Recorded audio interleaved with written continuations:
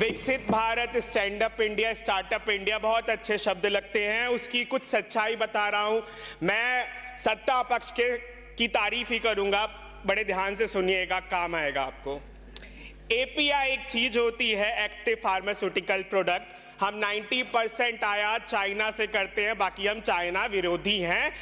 जो गरीब किसान है, जो गरीब दुकानदार है, वो चाइना का प्रोडक्ट नहीं बेचेगा। और 17,500 करोड़ रुपए हर साल हम चाइना को गिफ्ट देते हैं, दिवाली गिफ्ट।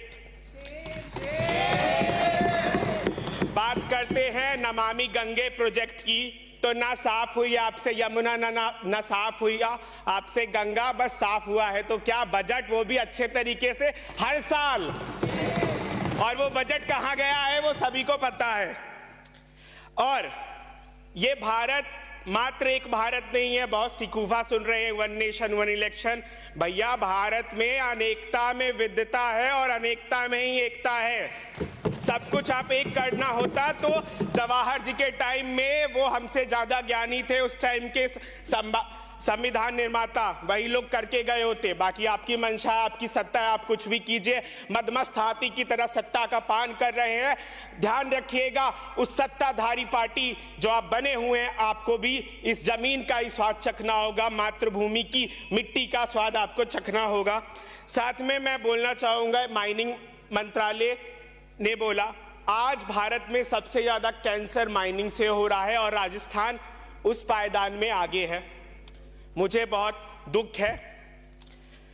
मैं बात करना चाहूंगा पेस्टिसाइड्स का। तो अगर आपको पेस्टिसाइड्स और फर्टिलाइजर मिनिस्ट्री के कारनामे देखने हो तो आप जाओ नदी में, सारे पेस्टिसाइड ही आपको मिलेंगे। और आज का बच्चा आपको खड़ा हुआ मिलेगा तो वो पेस्टिसाइड के साथ ही खड़ा मिलेगा। इसीलिए बच्चे का विवेक नीचे जा रहा है और बेरोजगार ऊपर जा रहा है। और आप उसको एक झंडा दे देते हो, बोलते हो नेशनलिज्म पकड़ो, तभी तुम आगे जाओगे। यही नेशनलिज्म तुम्हें रोटी देगी। अरे भैया, गरीब पत्थर बांध के सो रहा है, जाओ तुम कस्बों में धारावी खत्म कर रहे हो। इसका ये मतलब नहीं धारावी खत्म हो जाएगा। धारावी हर गांव में छोटा छोटा धारावी है। गाजियाबाद जाओ, पॉल्यूशन में जी रहे हैं बेचारे। और दिल्ली के मोहतरमा, दिल्ली के मंत्री कह रहे हैं कि दिल्ली में कुछ है ही नहीं, तो दिल्ली में आप क्यों नहीं रहते हो? अपने बच्चों को विदेश भेज रहे हो। और इस देश की मुझे रोना आता है कभी कभार जब मैं सुनता हूं कि उप राष्ट्रपति जी कहते हैं कि जो बाहर विदेश पढ़ने जाना चाहते हैं वो दिमागी पागल हो चुके हैं। धन्यवाद।